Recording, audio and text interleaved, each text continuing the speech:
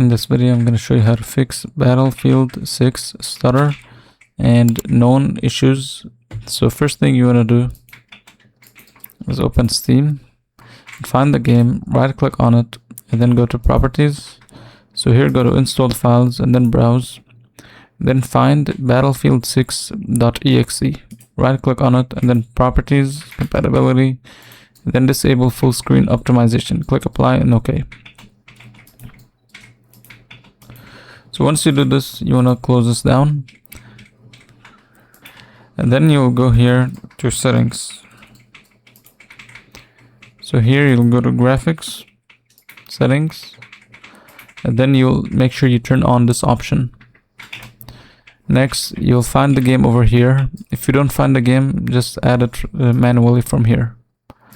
And then you'll click on the drop down arrow and then select high performance. And then you'll enable this option as well. Now next, go to run, type %temp%, and then select all of these folders and then just delete all of them. Then this PC, C drive, Windows. So here you'll go to the prefetch folder, so it should say prefetch, this one, and then select all of these and then just delete. And then lastly, just go to disk cleanup and then select all of these and then click OK, and this should fix it.